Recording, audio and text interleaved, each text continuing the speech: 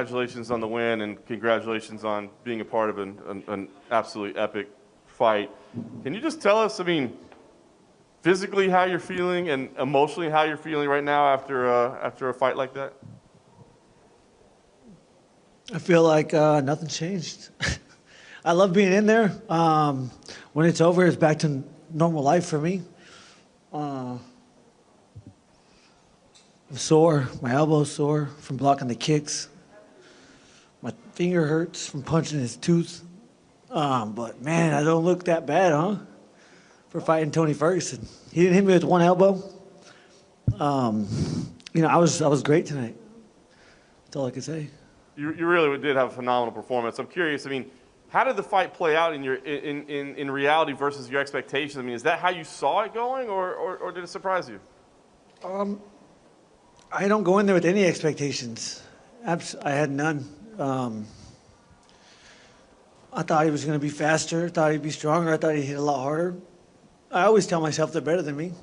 And, it makes me push myself. Like I need to push myself to be the best that I can be, to perform at the best level. Feels damn good. Feels damn good to be recognized as almost the best ever. Or the best, not best ever, but the best in the world at this current time. Feels pretty good, and I can't wait to face the challenge, that is Khabib. A weird environment with no crowd, but in some ways, I don't know, it almost made it like more intense because we could hear every shot, every breath. I mean, we could hear you talking, him yelling at you between rounds, you saying, "God damn, this is fun," I mean, what was it like for you? Did the environment make it any different for you tonight than a normal fight would be? No different. There was nothing different about that. I only concentrate on what I can control, and that's not the crowd. I would have loved if they were there. I couldn't imagine how loud they would have been. It was an amazing fight from what I've seen. But yeah, there's no time to, it's just pure reactions. Pure reactions, working on peripherals.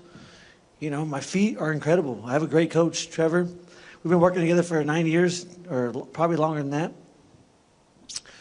And yeah, man, we're honing my skills. And I'm pretty damn good. At any point in time when you're hitting him as repetitively and as hard as you were and he's not going away, is there any frustration coming in or wonder, like, how am I going to get this guy out of here? No, never. When they stopped it, I was really surprised. Once it starts, it's a blur for me. I'm a competitor. I've been competing since I was 4 years old. I'm a show-off. I know how many people were watching.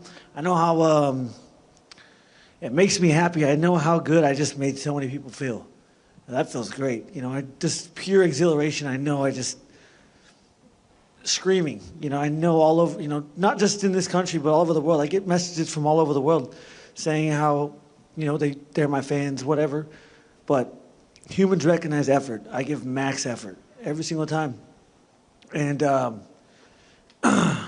it feels good to share this feeling with as many people as I know I just did. At first, you threw down the belt, said, "Hey, I want the real one," but it is there with you now. But I mean, now can you enjoy it a little bit? I know what you're saying. I mean, you're not the first person to say, "I don't want the interim title, I want the undisputed title." But I mean, it's still a UFC title. Yeah, no, it is good. It feels great. That's the competitor in me. That's the mindset I have to face again the challenge that is Khabib. I can't think of myself as the champion because for one, I'm not. And for two, Khabib's still there.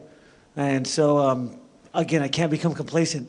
I have to, it's always the first fight, People think they're infallible. That's what will kill you in this sport. My lights can turn on. I'm human. I have a brain. As soon as you shake it, I will go to sleep. I almost did at the end of the second. But the good thing is I'm fighting humans. And so, I just perform. All right, so last thing for me, Justin. Obviously, you didn't gather scot-free. You got a couple little, dings here and there. But how soon would you like to fight Khabib? When would you like to see this thing happen? I'm not sure. I'm going to enjoy tonight. Go home to Safford, Arizona. Enjoy my family. Enjoy my double bonus. It's 9 and 7. No one's fucking with that. You mentioned about being knocked down in round 2. How close were you and how hurt were you to going out? I don't know. No idea. I need to watch it. You had an extra couple of weeks to train for this fight because it got postponed from being in California. Now you were in there and you went nearly the full 5 rounds. How important were those 2 weeks to you, cardio-wise? Yeah, it was an extra 3 weeks, and it was extremely important, not only for my cardiovascular system, but for my mental preparation. You know, I go in there and I go to a special place. You know, not many people can go to my special place with me. But it takes time to prepare for that mentally. So, yeah, it was critical. You mentioned that you thought he'd be a little bit faster. Dana White actually said he thought Tony looked slow tonight as well, and he speculated that maybe that weight cut he did a couple of weeks back could have had something to do with it. Do you put anything into that? No. Okay. There's not a lot of people that haven't stepped in an octagon that should say anything like that. And lastly, what do you think Tony should do next? You know, him in that Khabib fight was always there. It was always there. That was always what was next for him. Now that's gone. What do you think Tony should do next? Is there any sort of fight you think he should be matched up with? I'm just trying to go home and enjoy tonight, man. I don't even know. No, I have no idea. Fair enough. Thanks, John. Justin, right here. We spoke a few times over the past few months, and you were in that limbo phase where you didn't have a fight booked. Well, they booked Khabib, Tony, Connor's name kept throwing around, but now you know who you are fighting next. It's uncharted waters from your past few months. So how does it feel to know you finally get Khabib? Yeah. You know, you get what you ask for, and you know, all I asked was for a say in my destiny. You know, it would have hurt so bad to get passed up because of politics, and that's all I was arguing against. You know, I have to go to war for myself, and thankfully, you know, I put myself in a position to be here, and I capitalized on it. And then one final one. You said you want to get back to Safford, Arizona. Apparently they're shooting off fireworks right now after your big win. A lot of people woke up to fireworks and said, so what's your thoughts on that? Man, like I said, it feels so good. I know how many people I just made feel, you know, happiness, gratefulness to be part of this journey. I'm grateful to have them. It's the middle of nowhere. Yeah, we got Walmart. You know, school clothes shopping was vacation for us. But these kids need to understand that you can do whatever you want as long as you work hard. And that's all I've done since I was 4. I've worked hard and I've listened. I've surrounded myself with people that I trust, and then I listen. And I'm, you know, they tell me to jump, I ask how high. Justin, 7 UFC fights, 9 fight night bonuses. Why didn't you do the signature backflip off the cage after the victory? I'm getting old. No, I don't know. I was going to do it, and then I think I slipped and accidentally went over the fence. Yeah. One day, when I win the belt, I'll do it. Tony Ferguson cut weight a first time April 18th. Wondering what was going through your mind. Plus, you have a wrestling background. You know how much it sucks to cut weight. He did it twice in less than a month. Do you think that affected his performance in any way, shape, or form tonight? I can't say, but I do believe it would affect my performance if I did that.